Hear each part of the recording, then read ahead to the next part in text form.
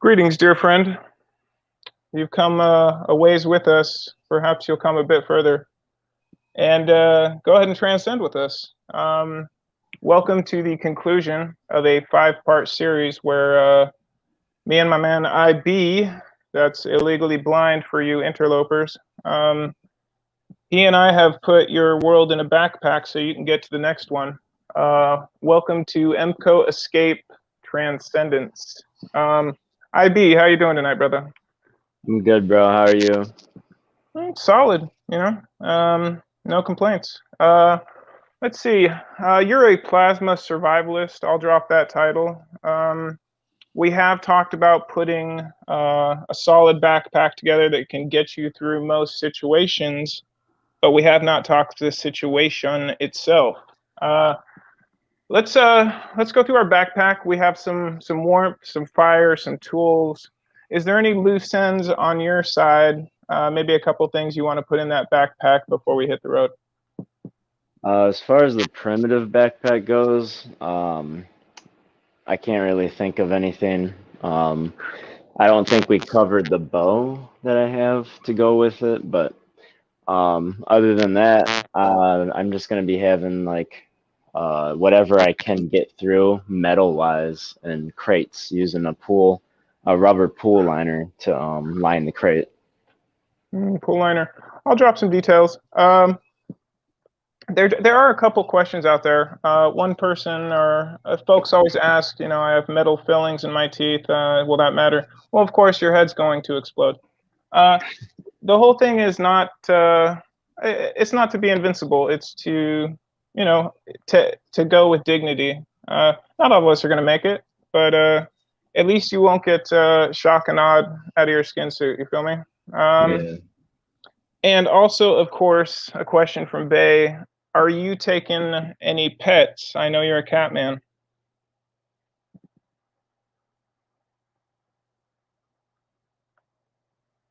Set up. Case we're all just crazy and we come back and my pet's not dead or anything, but I got like a automatic feeder in a fountain that like refills itself. And I was thinking about it, man, and it's a lot of you got to bring like extra food for them, let alone if I had a dog and it was a dog, probably yes, but it's a cat, he's gonna die no matter what. If I get him through, he's gonna not be able to really adjust, I feel.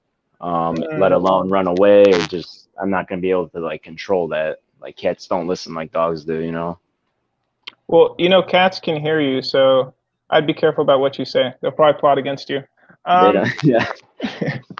No, I missed the front part of that. There was some kind of glitch, but I caught your drift.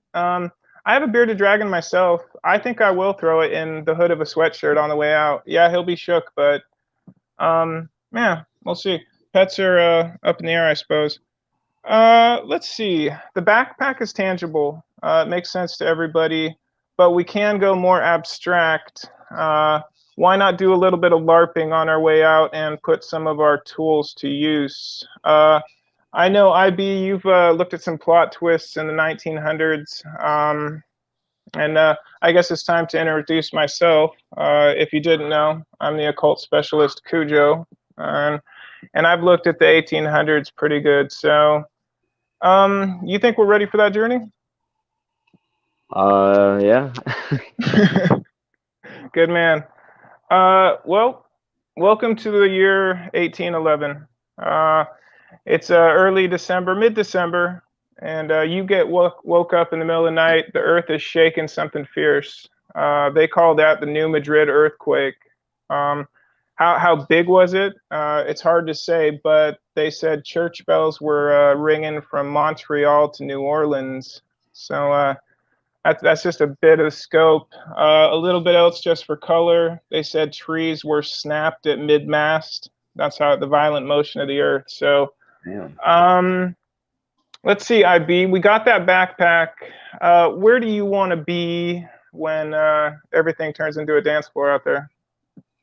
So I think the safest place is on top of a bedrock mountain. Like something that is not jagged, you know, like a conglomerate built where it's like got a bunch of broken looking pieces to it, Hmm. but like a big rock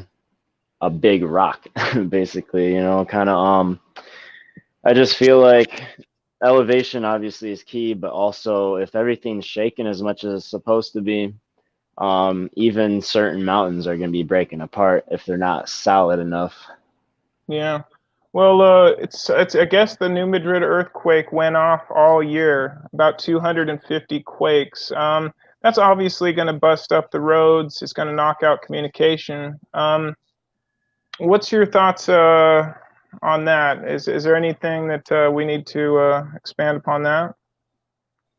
As far as like road travel, you mean? Well, you say you want to be out of the cities. Talk about that. Yeah, so my thing is, and honestly, my only real fear, because I honestly look forward to the EMPCO happening, is getting out before then.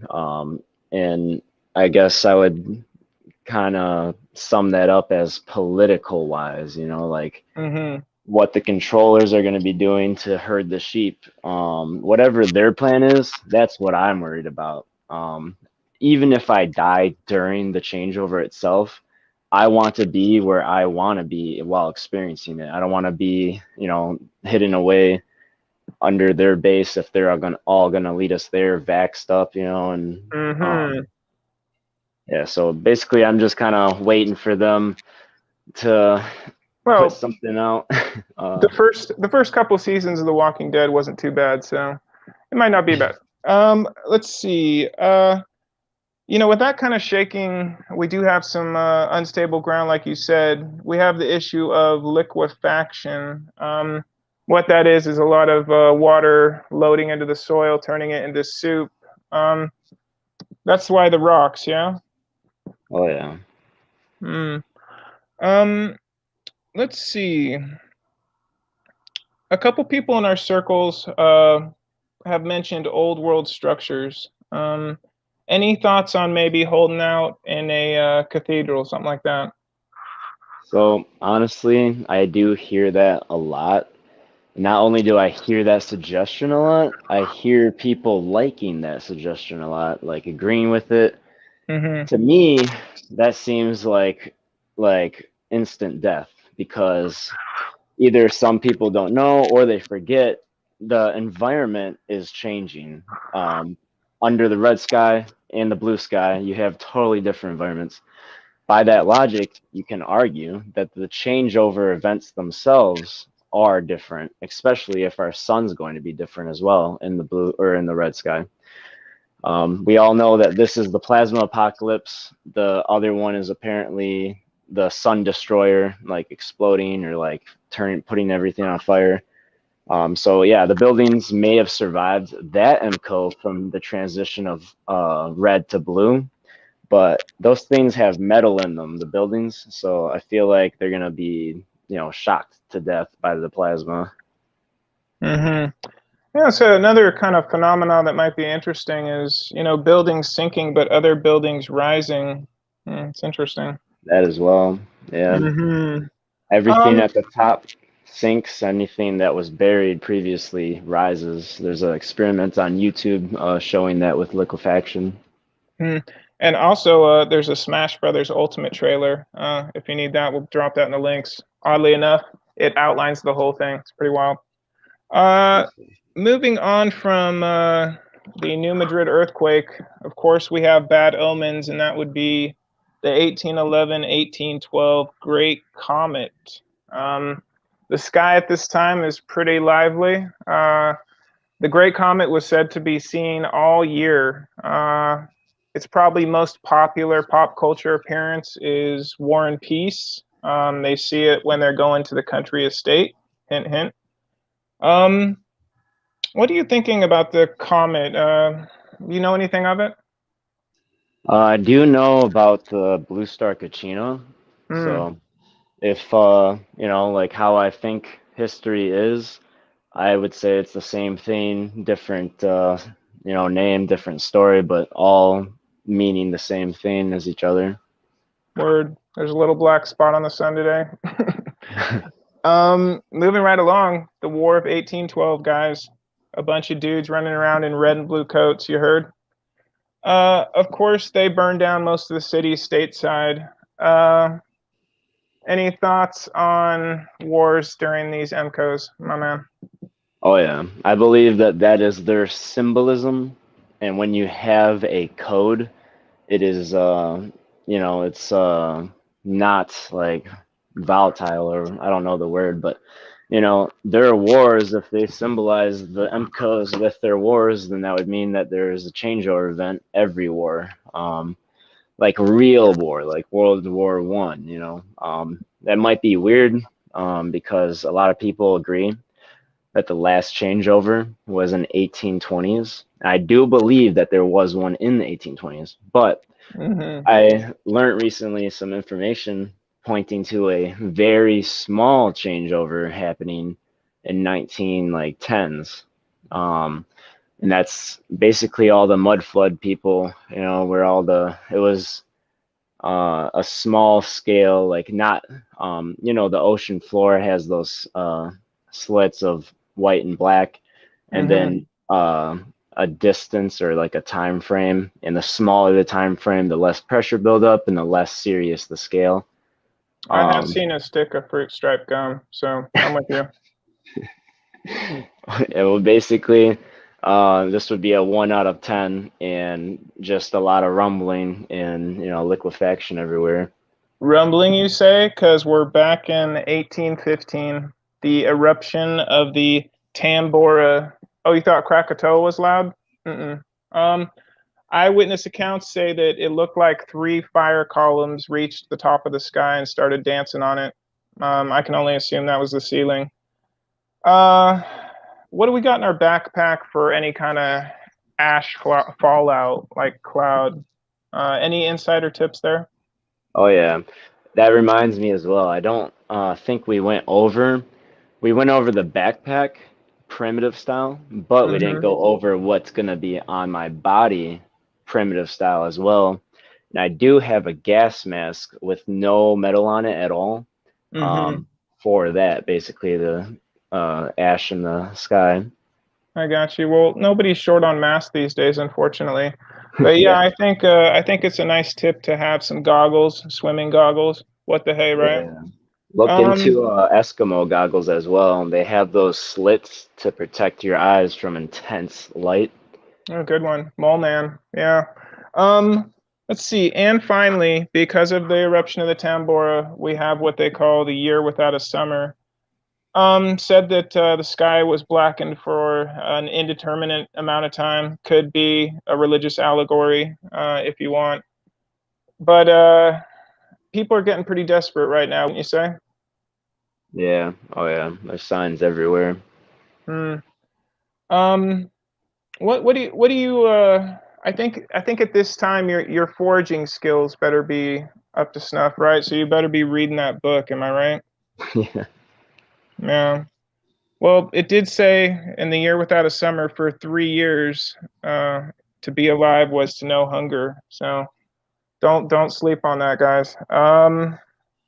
Let's see. Uh, hmm. What do we got after that? Oh, well, I'm sure some people over in Europe are saying, well, that's nice for the States. What about us? Okay, I got you. Um, let's talk Napoleon Bonaparte. Uh, Military general, wearing a blue coat with his hand in his pocket. Um, Marches across Europe, burns everything down, and heads into Moscow. Right. Um, a military general marching into Moscow in winter. That's interesting. But of course, his last name is Bonaparte, which means good solution in French. Good solution for what? I think you know. IB, any thoughts? Any stories about Europe that resonate for you? Anything like that? honestly, no. I am not very articulated when it comes to history as you. I feel you, brother. Well, hey, you got strengths I don't.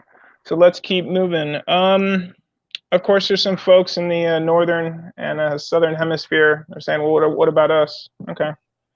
Well, through some research, I can tell you that your timelines start later. Read into that how you want to.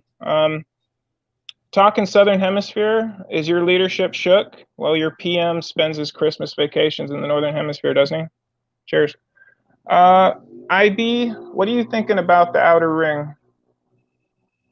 In terms of the changeover, right? Mm-hmm.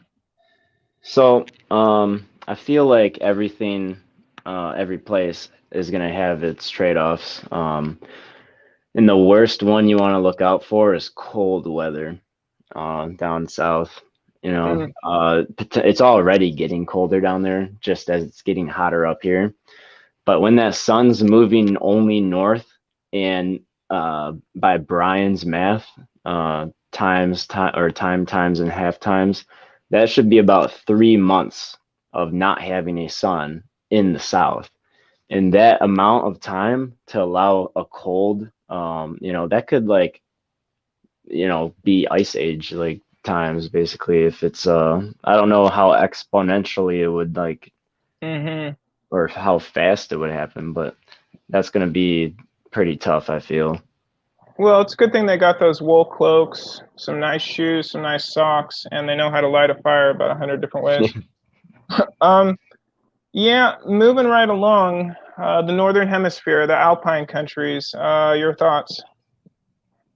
As far as the north, that everyone is going to be getting plasma, but obviously most of the stuff is happening north, so I feel in more intense plasma.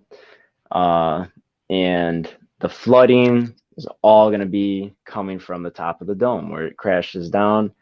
The water is going to be coming down.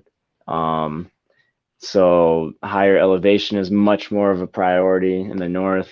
And then, uh, as far as like the dome collapsing, I feel you. I don't know. You might want Yep. to have a cave nearby on your mountain. Tag me in. Is there any pop culture precedent? Kind of, kind of. How about the ball dropping on New Year's? Think about it. Um, I'm thinking that, yeah, if there's ice falling, if you want to look at some more pop culture, we can go Sabrina the Teenage Witch, unfortunately, on Netflix. And that would be when they mention hail at the end times, and that was 2 stone or 60 pounds. That sounds about right, don't it? Oh yeah. Hmm. Cheers. If it goes purple sky Loki up there, I'll raise a glass to you guys. Let's see. I think that about wraps it up, or at least gets us to the final bit. Let's take one skill set to the new world. I know you like to keep it grounded, but you made it. You got time on your hands. What are you thinking? Let's talk new world. Transcend. Oh boy. So as far as what I hope for, Sure. uh, and shout out to Griffin Chicken's channel for kind of backing this with real science. A lot of people kind of, hope to have superpowers. Like, if the environment's changing, why can't we as well, Word. But the increase of ozone and us going from a galvanic cell state to a electrolytic cell state, that is bound. And apparently ozone directly affects your RNA, which your RNA directly affects how we work and look. It's the difference from us being a banana to a human. Hmm. And I don't know, I just have I like that. yeah, I just have hopes that I can maybe teleport one day or something. Why not? Well, respect to GC. Cheers. I like that. I like that. What am I going to transcend with? Well, the first thing is, if you make it, sharpen your skills now. Why wait? What are you good at? Can you identify herbs? Can you work with your hands? Are you an asset to smart people? I think I'm looking at being maybe a map maker if I get there. Of course, if you can roll a joint or a cigarette, you'll always be around powerful people. Yeah. But yeah, if you want to personally help me transcend, I don't always promote, but I do when it's my stuff. I am probably doing the second printing of my indie comic, The Black Book, at the end of the month. If you want a copy, I'll drop my Gmail right here. Hit me up. It was actually written and drawn while I was researching the EMPCOE itself. So yeah, it's not it's tangential. But anyway, hit me up, and maybe my comic book will find your backpack, and we'll catch you in the next world. I be on the way out. Ultimately, what did the EMPCOE teach you, brother?